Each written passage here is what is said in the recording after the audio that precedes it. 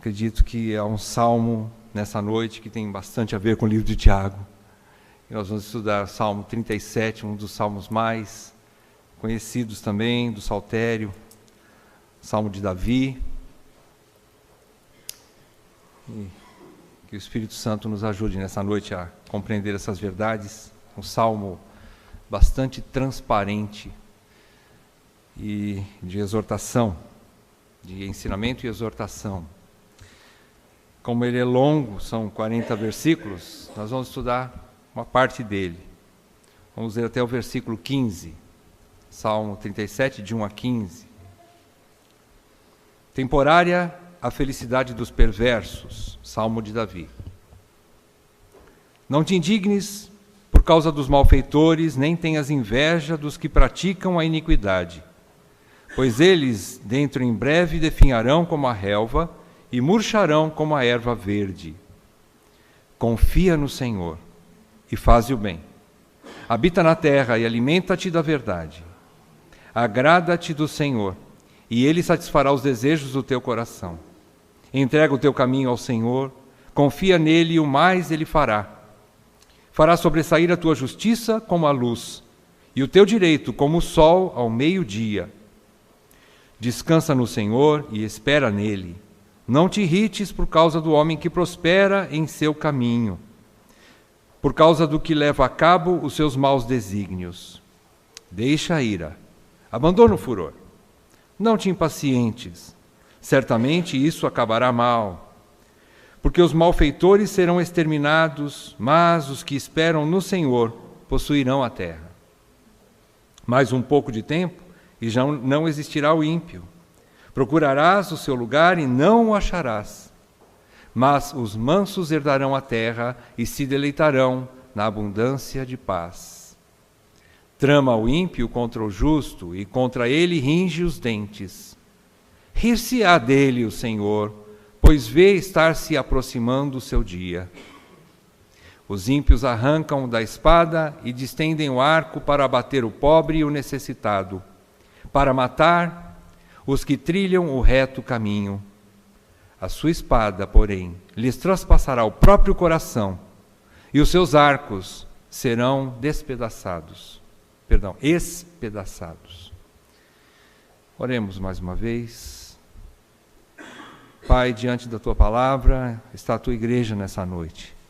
Diante da Tua palavra, Senhor, estamos aqui com reverência, com gratidão também por podermos abri-la, confiantes de que o Teu Espírito nos ensinará, confiantes de que o Senhor há de fortalecer a Tua igreja, de consolá-la, e como nós, através do Teu Espírito, cantamos, Senhor, desejamos que o Senhor venha, urgentemente, Pai. E cremos que essa palavra é um consolo no presente momento de luta, de tribulação, de extremas injustiças que a igreja sofre e que derrubam os nossos joelhos no chão. Mas cremos que a Tua palavra e o Teu Espírito levantam os nossos joelhos trôpegos. E com esses versículos esperamos que o Senhor nos console, que o Senhor nos fortaleça antes que a Tua igreja desanime por completo. Senhor, dá-nos forças, porque não temos mais em nós mesmos. Senhor, dá-nos graça, porque falta no Senhor o poder de continuar caminhando sem ela. Senhor, na nossa fraqueza, derrama do Teu poder, porque cremos na Tua palavra que diz que é na nossa fraqueza que o Teu poder se aperfeiçoa. Por favor, fortaleça a Tua igreja antes que ela desanime, antes que ela desfaleça. Te pedimos isso, Pai, em nome de Jesus, na esperança de que o Senhor logo venha. Amém. Maranata. Vem, Senhor Jesus. Amém. Amém.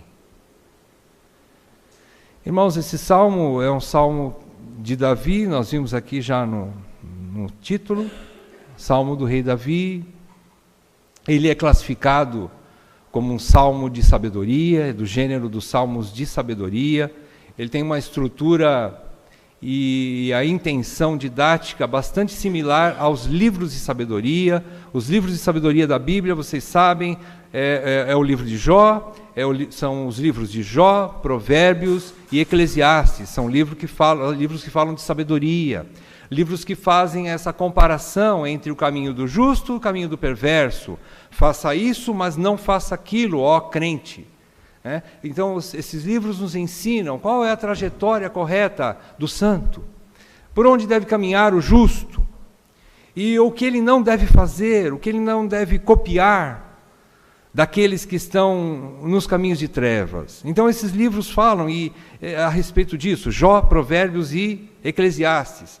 O livro dos Salmos não foi encaixado propriamente como um livro de sabedoria, mas ele é um livro de poesia. Porém, algumas dessas poesias são, sim, de instrução. Como esse Salmo 37. Davi, você percebe nas palavras dele, nós não lemos todo o Salmo, mas você vê Davi, um homem agora maduro, um homem experiente, um homem vivido, um homem que traz agora instrução aos seus irmãos mais novos, e ele diz algumas coisas a respeito de como você deve caminhar. A sua experiência pelos erros cometidos e pelas graças recebidas de Deus para que ele pudesse caminhar nesse mundo, lhe deram experiência. Então você vê um rei Davi agora maduro. Essa maturidade, ele agora expressa essa sabedoria em palavras, nessa poesia, que ele então entrega aos seus irmãos para que eles pudessem também aprender junto com ele. As verdades que calejaram seus joelhos, seus lombos, e ao longo de um certo tempo de sua vida, essas feridas dos seus erros, agora então lhe dão sabedoria, e é a verdadeira sabedoria que ninguém rouba de ninguém. Ninguém tira a sabedoria da vida daquele que anda com o Senhor. Ninguém tira as marcas de Cristo das nossas vidas, e Davi traz essas marcas agora. Ele diz no versículo 25, nós não lemos, só vou adiantar, ele diz assim: fui moço e já agora sou velho, porém jamais vi o justo desamparado, e nem a sua descendência a mendigar o pão. Ele quer dizer assim: calma, meus irmãos, eu sei que vocês são novos, talvez um pouco inexperientes, estão ansiosos, estão aflitos, estão irritados. Calma, mas eu sei que isso é normal para vocês. É como se Davi dissesse assim: está dentro de uma normalidade. Porém, eu quero dizer para vocês, talvez vocês possam vencer esse período de lutas e de inexperiência com um pouco mais de conselhos. Quem sabe me faltou conselhos quando eu era novo, e eu tive que aprender mais com dores e com vara de Deus do que com sabedoria de pessoas que não estiveram ao meu lado. Eu tanto que desejei um conselheiro, e esse conselheiro, em muitas vezes, eu não encontrei. Eu aprendi de outra forma, mas eu quero que você não passe pelas mesmas coisas. Eu vou te ajudar, meu amado irmão mais novo. É mais ou menos isso que Davi quer falar agora. Ele diz também, além do versículo 25, obrigado, irmão. Você pode acompanhar em Provérbios, capítulo 16, versículo 31, o livro que é o livro de honra, que a gente entende como o maior livro de sabedoria da Bíblia, o livro de Provérbios, escrito pelo sábio. A maioria do livro de Provérbios foi escrito por Salomão, o sábio. Ele diz no capítulo 16, versículo 31, que a coroa de honra são as cãs, ou seja, a maturidade, os cabelos brancos e a velhice são coroa de honra, mas quando se acham no caminho da justiça. Porque existem muitos velhos que são sem vergonhas, e que são muito atrevidos e faltos de sabedoria, são insensatos. Então não são todas as cãs que são boas. Não é toda a velhice e maturidade que está no caminho da justiça. São pouquíssimos aqueles que se encontram no caminho da justiça, que têm as cãs que honram o Senhor e honram a si mesmos. Porque a glória do velho é essa cã de sabedoria nos caminhos da justiça. E também no capítulo 20, versículo 29 de Provérbios, diz algo semelhante. Enquanto que o ornato dos jovens é a sua força, Provérbios 20, 29, se você está acompanhando, o ornato dos jovens é a sua força, e a beleza dos velhos, as suas cãs. Ora, é lógico que Salomão não está escrevendo que as rugas, o cabelo branco e as marcas de uma velhice são bonitas, porque não são propriamente belas aos olhos naturais. É óbvio que ele não está falando que um velho fica mais bonito do que um jovem. Não é naturalmente falando essas coisas. Mas a beleza do velho está na sua sabedoria, está no seu interior, na sua experiência de vida. É a beleza daquele que traz as cãs nos caminhos de justiça. Então aqui nós vemos esse rei maduro, ensinando os seus irmãos. Ele diz então, que nós encontramos esse salmo, o que Davi transmite para nós. Em primeiro lugar, a realidade de que haverá dúvidas no coração dos fiéis com relação a um mundo injusto. É normal. Temos dúvidas. Temos dúvidas se vale a pena caminhar com o sofrimento, com os irmãos, com a igreja do Senhor, com o povo de Deus. Muitas vezes ronda isso na cabeça, será que vale a pena tanto sofrimento, tanta abnegação? Será que vale a pena eu deixar de tantas coisas para seguir ao Senhor? Dúvidas surgem nos corações dos fiéis com relação a esse mundo injusto, que Davi procura esclarecer dentro do possível e persuadir que em breve haverá um resultado melhor.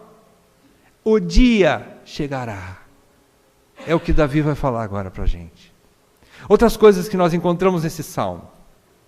Davi também procura produzir esperança no coração de seus irmãos, instruindo-os pelos olhos da fé, afirmando que o mundo não é governado pelo acaso, nem que a fortuna é soberana, ou é o bem maior de um homem. Não, a riqueza não é o bem maior de um homem. E nem tampouco que Deus não distingue entre os bons e os maus. Se você lê o Salmo 73 de Asaf, ele fala coisa semelhante, ele passa pelas mesmas coisas, e da mesma forma, na prática, Asaf diz no Salmo 73, ele diz que ele quase escorregou olhando para a prosperidade dos ímpios, ele se irritou, ele chegou a se invejar, ele diz, meus pés quase se desviaram, resvalaram dos caminhos do Senhor, quase. Mas ele teve um momento que ele entrou no templo, e quando ele se esteve diante de Deus, ele atinou com a realidade. Então aqui Davi mostra pelos olhos da fé que tudo está debaixo de um governo soberano do nosso Deus. Também diz que o Espírito Santo nesse salmo tem por alvo confirmar e fortalecer a fé do crente. Este salmo fala da fé. Esse salmo fala da fé. Para que ele não caia em tentação, para que o crente não caia em tentação tão forte que o faça reagir vingativamente e, por fim, desistir da própria fé ou desanimar de sua caminhada piedosa, focando muito seus olhos na prosperidade dos maus, no hoje, e esquecendo-se das promessas da glória futura. Quando nós focamos muito nas injustiças deste mundo, nos problemas que nós passamos e nas ansiedades que nós vivemos, nas preocupações excessivas, nós enfraquecemos a nossa fé. Nós temos que tomar cuidado. Nós somos pessoas responsáveis, sim, mas nós não podemos ficar 24 horas por dia pensando só nos problemas, ou só nas injustiças deste mundo. Nós precisamos entrar no templo, olhar para Deus. Nós precisamos nos encher de Deus, para continuar caminhando. Senão nós vamos ficar na sarjeta da vida. Nós não vamos conseguir caminhar.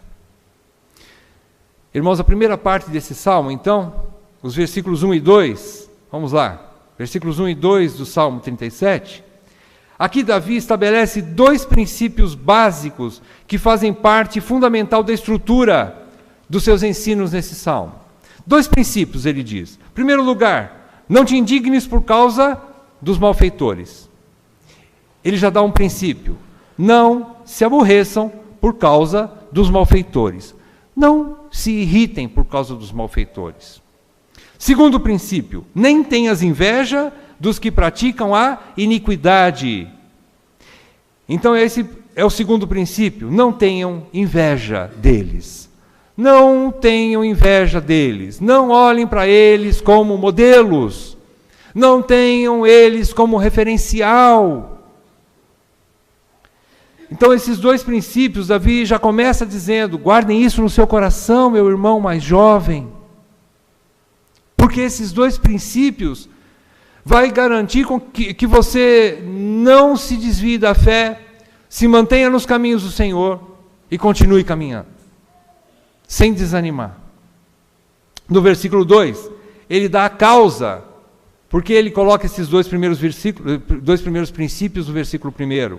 Ele diz, pois eles dentro em breve definharão como a relva e murcharão como a erva verde. O que Davi quer dizer com isso? Ele quer dizer que a prosperidade dos ímpios em breve acabará, como também a sua própria vida será ceifada pela foice do juízo divino. Eles serão ceifados. Irmãos, nós temos que acreditar nisso. Nós temos que acreditar que o mundo é regido por um Deus justo. E embora nos pareça demorado para que essa justiça aconteça, ela fatalmente virá. O povo de Deus precisa acreditar nisso. Precisa acreditar nisso. Precisa acreditar que vale sim a pena andar nos caminhos de santidade. Vale sim a pena se preservar contra a corrupção. Vale sim a pena não reagir de maneira vingativa e esperar no Senhor. Porque Ele vai agir no seu dia, não no nosso, mas no seu dia Ele agirá. E aqueles que estiverem fora dos seus princípios serão lançados para longe de Deus para sempre. E nós nunca mais vamos vê-los. Nunca mais. Então aqui ele começa dizendo isso, estabelecendo 2 princípios. Na segunda parte desse salmo, vai do versículo 3 ao versículo 8. Agora Davi, como um experiente mestre, passa a ensinar sobre o caminho da fé no Senhor, dando conselhos práticos para combater a indignação e a inveja contra os ímpios. Então ele passa agora a discorrer algumas maneiras práticas, conselhos práticos, conselhos para a prática, de como o crente deveria se comportar, como os irmãos em Cristo deveriam se comportar. Se ele falou, em primeiro lugar, do que não se deve fazer, agora ele vai falar como agir, então. Ele vai começar a mostrar que é possível, sim, não ter inveja dos que prosperam ou que praticam a iniquidade e não se indignar. Ele vai ensinar como faz isso. Então é alguém que tem marcas de Deus na sua vida. E o primeiro ensinamento, sobre o caminho da fé no Senhor. Nós vamos ver aqui 5 maneiras de caminhar pela fé genuína no Senhor. 5 maneiras do caminho da fé no Senhor. Primeira delas, está no versículo 3. Ele diz, confia no Senhor e faze o bem, habita na terra e alimenta-te da verdade. Esse primeiro ponto aqui é a fé genuína da plena confiança no Senhor e em seus cuidados. Isso aqui é obra da fé no coração do crente. Ela dá plena confiança no Senhor e em seus cuidados. Isso leva o crente a uma satisfação com o que ele tem e a prática do bem. E quando ele diz no fim do versículo, habita na terra e alimenta-te da verdade, no original hebraico, o termo significa habita na terra que te pertence, ó irmão. Habita no lugar que Deus te deu para morar, ó irmão. Para que a desfrutes de forma segura e duradoura. Aqui, alguns dizem que alimenta-te da verdade é como se estivesse comendo a palavra de Deus. A gente até poderia acrescentar isso, mas João Calvino diz que, na verdade, o original não é isso. O original é o seguinte: alimenta-te daquilo que é realidade na tua mesa. Se você tem hoje pão com mortadela para comer, louve ao Senhor. Agradeça por essa verdade na tua mesa. Não tenhas inveja daquele que tem um banquete, mas que não tem o Senhor. Ele quer dizer o seguinte: desfrute do que está ao teu alcance. Não tenhas inveja do que você não tem. Mas louve a Deus pela verdade que está na tua casa. Habita lá tranquilo. Desfrute com alegria e com segurança. E não faça loucura para ter mais do que você precisa, na verdade. Porque Deus sabe de tudo que nós precisamos. Se nós não temos alguma coisa, em última análise, é porque nós não precisamos. Porque Jesus diz no Sermão do Monte que nós não devemos estar ansiosos por coisa alguma, porque o nosso Pai Celestial sabe muito bem de tudo do que nós precisamos. E Ele não vai deixar faltar nada do que nós precisamos. Ele não vai deixar faltar. Então é isso que Ele quer dizer aqui. Então a fé genuína, ela dá esse descanso para o coração, para o nosso coração, para o coração do crente. Como diz Paulo em Filipenses capítulo 4, versículos 11 a 13, eu só vou fazer um pequeno resumo desses versículos, se você quiser marcar para ler em casa. Paulo diz aos filipenses: a aprender a viver contente em toda e qualquer situação, como ele aprendeu, a viver contente. Da mesma forma, ele diz para que Timóteo fale à igreja de Éfeso, em 1 Timóteo capítulo 6, versículo 8, ele diz assim: tendo sustento e com que nos vestir, estejamos contentes. Irmãos, o contentamento é uma obra da fé, porque nós, com o nosso coração natural, nós não conseguimos nos contentar com nada, absolutamente nada. Existem duas razões para isso. Uma é ruim, quando nós buscamos no mundo a satisfação. Outra é boa, porque nosso coração é do tamanho de Deus. E Ele vai falar daqui a pouco. Só Deus pode satisfazer o nosso coração. Segundo ponto da caminhada da fé, você encontra no versículo 4. Agora sim, vamos chegar lá. Agrada-te do Senhor, e Ele satisfará os desejos do teu coração. Ele não está querendo dizer assim: agrada-te do Senhor, ou faz alguma coisa para agradar ao Senhor e Ele vai te satisfazer, como se fosse uma moeda de troca, como uma barganha com Deus. Não, não é isso. Aqui, a fé genuína leva o crente a buscar a verdadeira fonte de satisfação do homem. Qual é a fonte verdadeira de satisfação do homem? Deus. Só Deus satisfaz. Ele quer dizer assim: agrada-te do Senhor. Encha o seu coração do Senhor. Ele vai satisfazer o seu coração. Não é o que Ele te dá, mas é Ele mesmo, e só Ele pode encher o teu coração. Então aqui nesse segundo ponto, isso é mais do que esperar que Ele nos dê o que lhe pedimos, mas é ter tal comunhão com Ele, comunhão com Deus, a ponto de que Deus se torne a única coisa que nos satisfaça plenamente. Me perdoem pela coisa aqui, mas é a única palavra que eu encontrei para simplificar. Não há nada mais que possa satisfazer e preencher o coração do homem, senão Deus mesmo. Só Deus satisfaz o homem. É desejar mais o abençoador do que as suas bênçãos. O ensinamento de Davi é: nosso coração foi feito para conter Deus, e nada poderá satisfazê-lo, mesmo os maiores prazeres que o mundo ofereça, a não ser Deus. Nada enche o coração do homem. Então esse é o segundo ponto. A fé genuína leva o crente a buscar a verdadeira fonte de satisfação do homem, que é Deus. Terceiro ponto, versículo 5. A fé genuína, ela move poderosamente o crente a entregar todas as suas ansiedades e preocupações excessivas nas mãos de Deus. Versículo 5. Entrega o teu caminho ao Senhor, confia nele, e o mais Ele fará.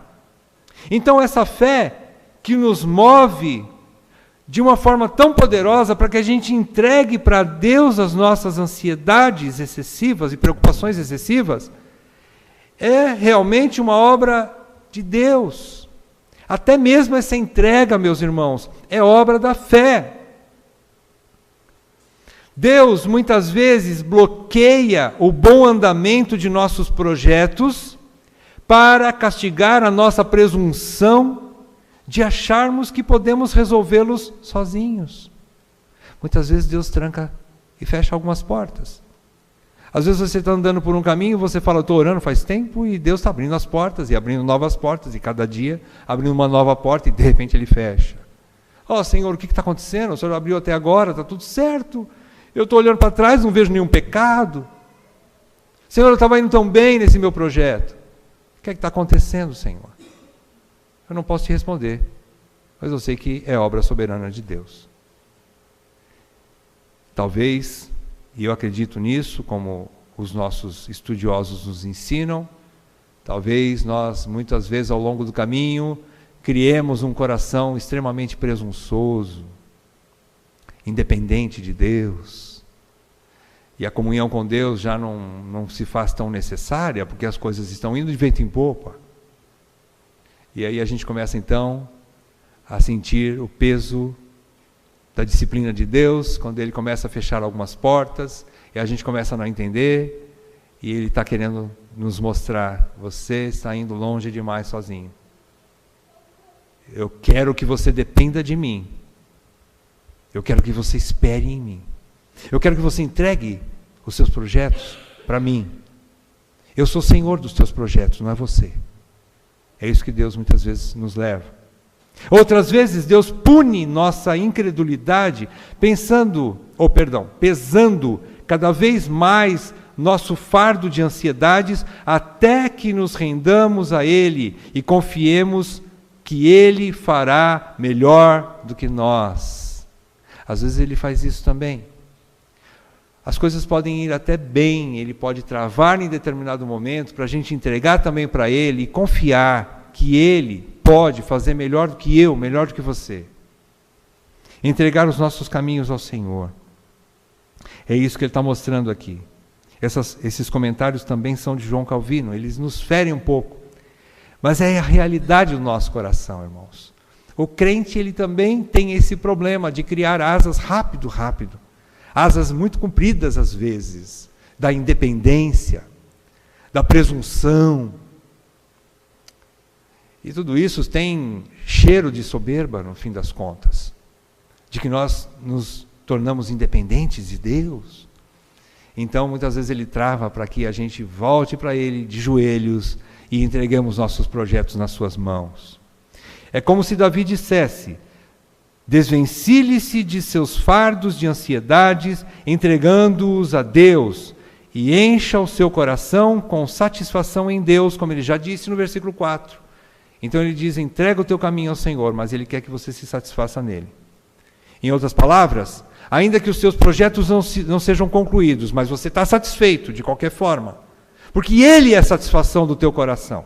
Enquanto o teu projeto, a conclusão do teu projeto for a satisfação do teu coração, Deus tem o direito sim de punir o teu coração, para que Ele seja a sua satisfação.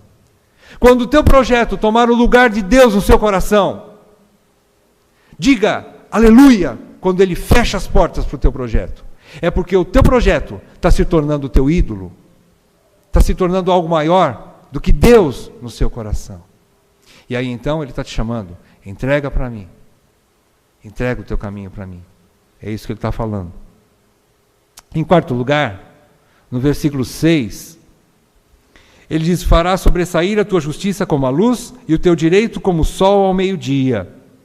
Aqui a gente encontra o seguinte, que a fé genuína nutre constantemente o coração do crente com uma boa expectativa futura. A fé genuína está levando aqui o crente a entender algo além daquilo que ele vê com seus próprios olhos.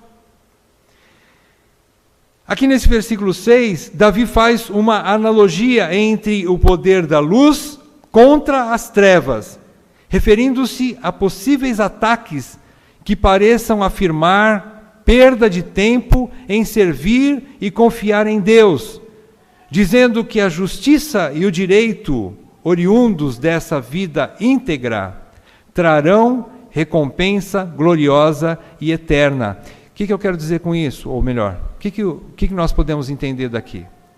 Nós temos que entender o seguinte, que enquanto nós somos atacados, alguém vai nos dizer, os poderes das trevas vão nos dizer assim: olha aí, está vendo? Você está fazendo tudo certinho para o teu Deus, e você não está ganhando nada com isso. Sim, se você olhar para o hoje, para o aqui e agora. Mas ele está querendo dizer que um dia, ele diz que a tua luz ou a tua justiça vai brilhar como luz e o teu direito como sol ao meio-dia. A gente pode entender o seguinte, que ainda que nada dê certo na nossa vida, um dia a nossa vida de justiça, de compromisso com a justiça, de compromisso com Deus, vai brilhar tão alto como o sol ao meio-dia. Enquanto os ímpios estão desfrutando do aqui e agora, vai haver um dia em que vai brilhar o sol ao meio-dia pela última vez, e naquele dia vai ter diferença entre os que se comprometeram com Deus e os que não se comprometeram com Deus. Ele vai fazer a tua justiça brilhar, que a tua justiça, na verdade, Ele mesmo imputou a você, na pessoa de Jesus Cristo. Nós, como crentes, cremos nisso, descansamos nisso. Essa justiça que nos leva a termos compromisso com Deus. Esse compromisso com Deus nos leva, muitas vezes, a deixarmos de desfrutar muitas coisas do mundo. É verdade. Mas não tem problema. Porque há coisas muito, muito maiores que nós vamos desfrutar lá, na glória futura. Então essa justiça abre os nossos olhos, essa fé genuína, abre os nossos olhos, ela alimenta o nosso coração com uma boa expectativa futura. É mais ou menos o que nós cantamos esse hino hoje. Se nós entendermos que o dia mais glorioso da nossa vida, maior do que o dia da nossa própria conversão, vai ser o dia quando o Senhor voltar. Se nós entendêssemos isso, meus irmãos, nós não estaríamos com inveja dos que prosperam tanto. Nós não teríamos tanta mágoa e indignação contra os que prosperam e fazem coisas ruins e acabam desfrutando de coisas boas agora. Nós não teríamos tanta indignação. Nós faríamos, como ele diz no versículo 3 mesmo, confiaríamos no Senhor e faríamos o bem. Mas por que muitas vezes nós não conseguimos fazer o bem? Porque nós estamos ansiosos. Porque nós não confiamos plenamente em Deus. A fé ainda é tão pequena e nós não olhamos para o futuro, nós só temos a cabeça baixa para olhar nesse mundo aqui. Como o povo lá no Egito, enquanto aprisionado ainda no Egito, só conseguia olhar para baixo. Deus queria que eles levantassem a cabeça para o alto e olhassem para o alto de onde lhes vem o socorro. Eles não conseguiam. E muitas vezes nós estamos assim também. Estamos olhando muito para baixo. Então a fé, ela vem em nosso socorro. A fé, ela atende a nossa debilidade nessa área. Ela atende a nossa fraqueza. Ele diz aqui então que essa fé está dizendo, olha, calma. Davi está dizendo assim, vai valer a pena a tua justiça. Vale a pena você caminhar nos caminhos da justiça. Esse teu sofrimento aqui agora é passageiro. O teu sofrimento aqui agora não se compara com o dia em que o sol brilha, a tua justiça brilhará como o sol ao meio-dia. Não se compara com o teu futuro. Saiba que você tem um futuro glorioso. É o que Davi está querendo dizer. É o que a fé está dizendo através da boca de Davi. Confie no seu futuro. Em último lugar, do versículo 7 e 8, ele diz: descansa no Senhor, espera nele, não te irrites por causa do homem que prospera em seu caminho, por causa do que leva a cabo os seus maus desígnios. Deixa a ira, abandona o furor, não te impacientes, certamente isso acabará mal. O que Davi quer dizer aqui, ou a fé? Aqui quer dizer o seguinte: a fé genuína aplaca a reação iracunda da alma, tentada pela injustiça, produzindo quietude, silêncio e paciência. Irmãos, a fé também produz paciência em nosso coração. Ela produz quietude de alma. A fé, ela aplaca as nossas reações de ira. É a voz da fé usando a boca de Davi, dizendo assim: olha, não se ire, abandona o teu furor, não seja violento, não seja impaciente, porque isso não vai acabar bem. Você vai sofrer com isso. Isso não vai resolver o teu problema. Ele diz: não te irrites. Perdão, ele diz: descansa no Senhor e espera nele. E com isso, então, ele está querendo dizer: tenha paciência, espere um pouco mais. Seja longânimo. Só a fé gera uma humilde e pacífica submissão. Isso não vem do nosso coração natural. Isso é obra do Espírito Santo. Domínio próprio é fruto do Espírito. É a fé que age em nosso coração para que nós possamos conter aquela reação que, mesmo batendo no nosso coração como uma reação justa, diante de tanta injustiça que está diante dos nossos olhos, de tanto sofrimento que nós temos que engolir a seco, por causa de pessoas que nos maltratam, malfeitores, mas ainda assim a fé diz assim: é melhor você ficar quieto, é melhor você esperar. A tua reação não vai acabar bem. A ira não vai acabar bem. Você vai se machucar mais do que aquele que você quer machucar. Você vai se ferir mais. Não faça isso. Davi escreve algumas atitudes a serem tomadas e outras a serem rejeitadas. Por exemplo, nesse trechinho aqui do 7 e 8, ele ordena a descansarmos e esperarmos no Senhor. Tomar essa atitude, que significa suportar mansamente e pacientemente tudo o que inquieta a nossa mente. Irmãos, é um exercício isso.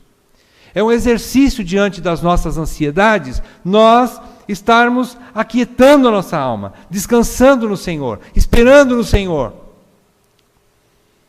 Não agindo de maneira incorreta e fora de hora.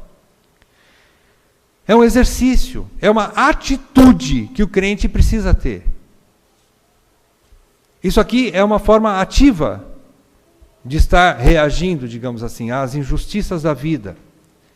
Em seguida, ele ordena deixarmos a irritabilidade, a ira e a impaciência, que significa refrearmos os impulsos naturais da carne, desde os sentimentos interiores do coração até as palavras e ações de fúria. Irmãos, a fúria não faz parte do cardápio do crente. Embora, muitas vezes, nós somos tomados de fúria. Mas nós temos que ter vergonha das nossas reações de fúria. De fúria.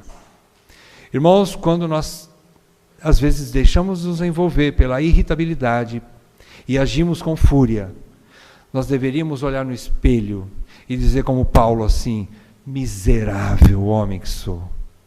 Quem me livrará do corpo dessa morte? Eu não aguento mais o mau cheiro dessa carne. É isso que nós deveríamos fazer diante do espelho.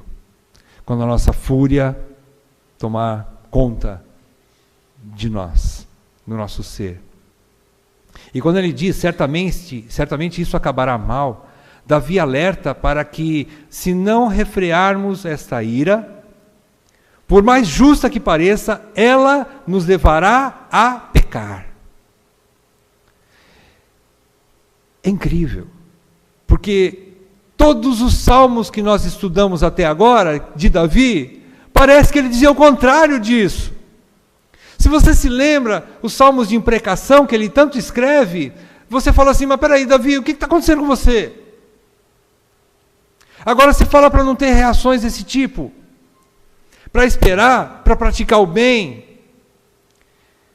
Mas se nós formos a fundo, nós vamos nos lembrar que em nenhum deles Davi reagiu por si mesmo. Ele lançou para Deus um pedido para que Deus se vingasse dele, não é mesmo? Em todos os salmos de imprecação, Davi dizia assim: Senhor, que seja o Senhor fazendo aquilo que eu não posso fazer com a minha própria mão, senão eu vou pecar, senão eu vou agir de forma injusta. É isso que Davi está querendo dizer também aqui. Ele aprendeu, com alguns erros também, a aplacar a sua ira, mesmo diante da injustiça. E como diz Tiago no capítulo 1, versículo 20, ele diz: porque a ira do homem não produz a justiça de Deus. Existe uma justiça muito melhor do que a minha e do que a tua. Mesmo que eu faça com ira e de forma justa para aqueles que merecem, segundo o meu coração, ainda assim eu não vou fazer justiça perfeita. Ainda assim eu não vou conseguir fazer uma justiça que seja a justiça de Deus, que ela é perfeita. Ela vai resolver o problema definitivamente. A minha não. A minha justiça, ela é produzida pela minha ira, muitas vezes. E ela não é perfeita. Em último lugar, dos versículos 9 ao versículo 15 que nós lemos agora, ele só vai fazer alguns reforços. Davi vai fazer mais alguns reforços em sua instrução, comparando as ações pacientes e confiantes em Deus, dos justos e mansos, que lhes geram herança gloriosa e pacífica. Vocês percebam? Ele começa a dizer agora: porque os malfeitores serão exterminados, mas os que esperam no Senhor possuirão a terra. Semelhante aos provérbios, ao livro de Provérbios, ele fala sobre o que o justo deve fazer e o que ele vai ganhar com isso, e o que o ímpio continua fazendo e o que ele vai ganhar com isso. Então aqui nesses versículos, e também depois nós vamos ver até do versículo 16 até o fim, reforços nesse sentido. Então é um salmo bastante simples, bastante claro em suas palavras, como nós vimos aqui no início. E ao longo do salmo ele vai continuar falando as mesmas coisas repetidas vezes, mostrando o futuro do ímpio e o futuro do justo. E ele está mostrando que vale a pena o caminho da fé. Ele está mostrando que existe uma glória futura esperando o crente, e existe uma condenação futura esperando o ímpio. Isso é uma realidade que vai ser irremediável, é inevitável e é consumada. Ela será consumada um dia. Né? Então, nesses últimos versículos de 9 a 15, ele está falando isso. Ele vai falar dos caminhos dos justos, que geram a herança gloriosa e pacífica. Ele vai comparar com o resultado final e terrível dos malfeitores, que tramam injustiças e prosperam temporariamente. Eles prosperam, mas temporariamente. Davi vai falar isso repetidas vezes. Como ele já falou aqui, do versículo 9 até o versículo 15, ele vai continuar falando lá para frente. Calvino comenta esse trecho de 9 a 15. Perdão, ele comenta todo o trecho que Davi faz essa comparação entre o justo e o ímpio, e o final da vida do justo e o final da vida do ímpio. Calvino diz assim, ele comenta que a reafirmação de Davi, repetidas vezes, reafirmando a mesma coisa, é justificada pelo fato de que o justo é tão afligido com a prosperidade dos malfeitores, ou seja, ele é tão envolvido, está tão perto dele a injustiça desse mundo, aqueles que são sujos e ganham coisas boas nesse mundo. Ele diz que isso está tão perto do nariz dos justos, dos crentes, que a tentação dos justos, ou dos crentes, de reagir mal, é como uma doença gravíssima, que deve ser tratada com vários tipos de remédios e intervenções cirúrgicas para evitar a morte do enfermo, do crente que está enfermo. Qual de nós, dia após dia, não é afligido, ou com notícias na televisão, ou com um governo que nunca vai se emendar? Nós estamos debaixo, não tem um período, irmãos, para esse salmo ser tão propício como o atual. Nós vemos aí, é lava de tudo quanto é lado, é lava-jato, e assim vai, vários operações para tentar fazer justiça, e quanto mais mexe, mais fede. Vocês já ouviram essa frase, né? Eu não vou falar o que mais mexe, mais fede, mas é assim que acontece nesse mundo. E está tão perto de nós, e nós nos submetemos a um governo desse tipo. Você é obrigado a submeter a um governo desse tipo. Você já não sabe mais, ou melhor, você sabe sim. Se nós formos honestos e olharmos para a situação atual, você fala assim, não vale a pena eu pagar meus impostos. Ora, olha para as ruas de Campo Grande, como é que elas estão. Olha para a saúde pública. E olha, por fim, para esse governo. Olha para esses malfeitores. Então, quando nós olhamos para tudo isso, Calvino diz assim, é importante, todo dia, bater na mesma tecla, porque senão, nós vamos reagir mal. Irmãos, Davi está somando conosco. Ele está querendo dizer o seguinte, essa inquietação, essa irritação, essa indignação, eu também sofri, meus irmãos. Davi está querendo dizer isso, e isso é normal. Só quem tem sangue de barata é que não sente isso. Se você é normal, está vivo e tem sangue nas veias, você ouve tudo isso. E mais, às vezes está próximo de você, está dentro da tua família. Você vê um membro da tua família fazendo coisas absurdas. E você olha para tudo isso e você tem que sofrer o dano. Irresponsabilidade de filhos, de pais, que não sabem cuidar das suas famílias. Filhos sofrem por pais irresponsáveis. Pais sofrem por filhos irresponsáveis. E você não pode fazer nada muitas vezes. Ou você já fez o que tinha que fazer e ainda assim não houve emenda. Não houve remédio. E você sofre dia e noite e chora na sua cama, esperando por resultados que não vêm. São demorados. Calvino diz, é necessário essas intervenções de fé na nossa vida. É necessário nós lermos esse salmo, algumas vezes ao longo das nossas ansiedades, dos nossos momentos de fúria, de abatimento, de indignação, de tristeza, de desalento, de desconsolo, de estarmos a ponto de dizer assim, não vale a pena mais eu servir ao Senhor.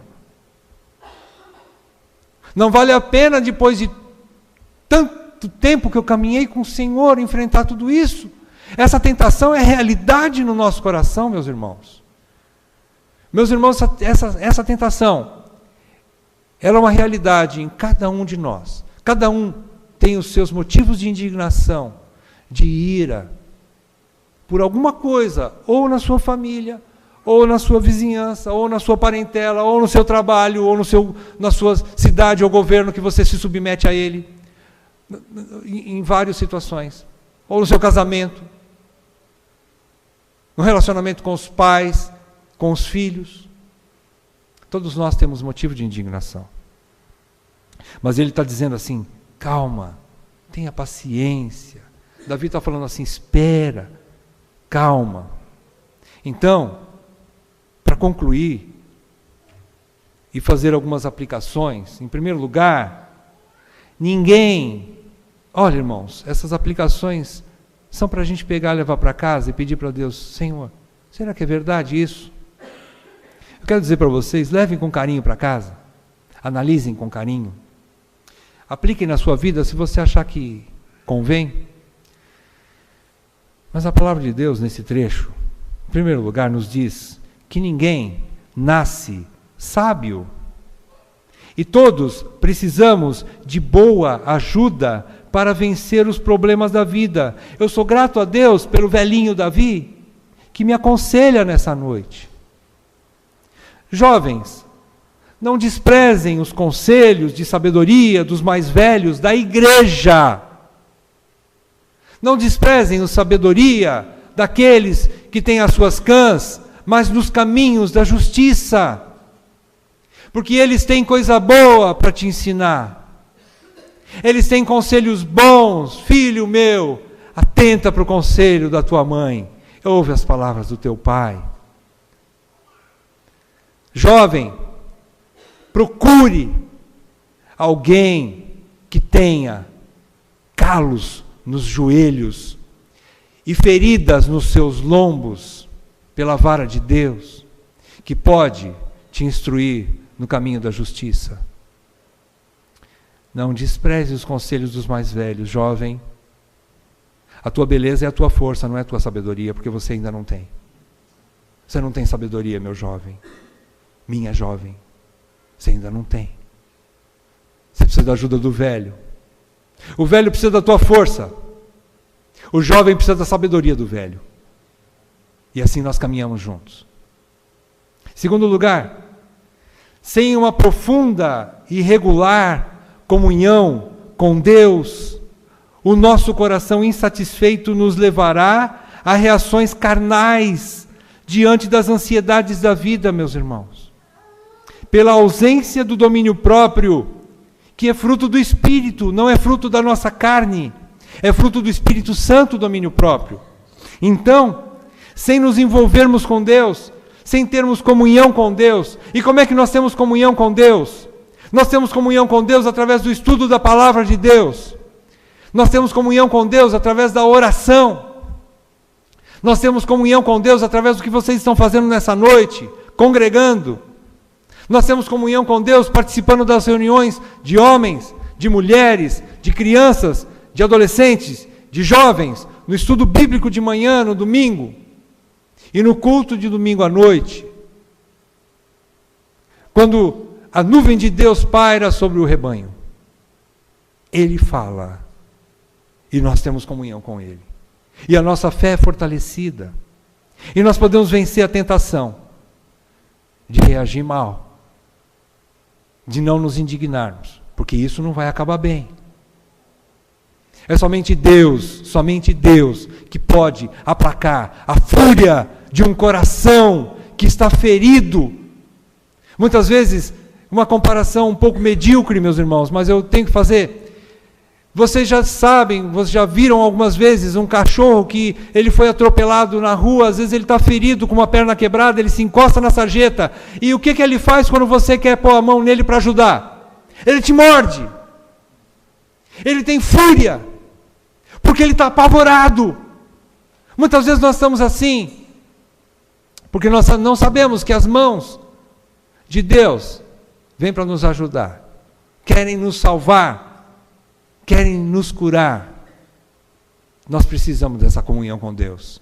São as mãos de Deus que vão curar as nossas feridas, que vão aplacar nossa fúria, e você vai refrear as suas reações. Irmãos e irmãs, creiam nisso. A fé nos dá garantia de que Ele nos deu, pelo seu Espírito, um espírito de mansidão, e não de raiva intensa. Isso é da carne. Em terceiro lugar, se você tem falhado em controlar suas preocupações e irritações, ainda assim, tenha calma. Tenha calma. Se você vem falhando, meu irmão, minha irmã, calma. Quero dizer uma coisa para você. A tua história, a minha história e a história de Deus ainda não acabou. Coloque seus projetos e preocupações nas mãos de Deus e esforce-se para ter satisfação nele, mais do que em coisas. Procure essa satisfação em Deus, não nas coisas. Esforce-se para viver contente com o que Deus já lhe deu hoje. Contente-se com o que você tem. E creia nas promessas da graça futura de Deus. Aprenda a cantar com realidade. Maranata, vem, Senhor Jesus. Aprenda o que é isso. Aprenda que mesmo que o teu projeto de casamento, de comprar uma casa própria, de comprar um carro novo, de terminar uma faculdade, de ter uma promoção no teu emprego, de ter um bom ganho, de prosperar na sua empresa, aprenda que isso é temporário. Mas aquilo que há de vir é eterno.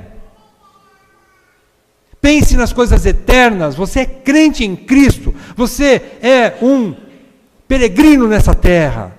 Você não mora aqui. Você está passando por aqui. Você não é desse mundo. Tem um outro mundo que te espera. E você não vai levar nada para lá, a não ser a sua fé em Jesus Cristo. É o que você vai levar. É o que você teve de comunhão com Ele. Isso você vai levar. É o que você investiu no reino de Deus. Isso você vai levar. É o que você fez de boas obras controlando a sua ira, o seu furor. Isso você vai levar. Vamos fazer uma oração? Senhor, como nós precisamos da Tua graça para que isso seja realidade em nossas vidas, Senhor. Senhor, como nós precisamos de um espírito quebrantado para entender isso, Senhor. E como nós precisamos do poder do Teu Espírito Santo para viver isso, Senhor. Senhor, isso está longe ainda do meu coração, da realidade da minha vida, e eu sei que muitos aqui também sofrem com isso. Eu sei que muitos aqui estão ainda irados porque a injustiça está tão próxima de nós.